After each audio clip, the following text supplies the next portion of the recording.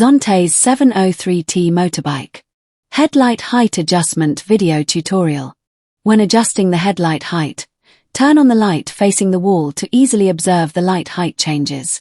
Prepare tools. Phillips screwdriver. As shown in the video, find the left headlight position, adjust the light height bolt. Use a Phillips screwdriver to turn this bolt to adjust the headlight light height position.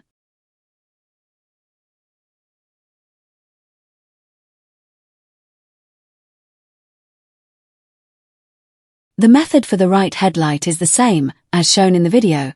Use a Phillips screwdriver to turn this bolt to adjust the headlight light height position. Thank you for watching. Until next time. Mick. I'm coming for the throne.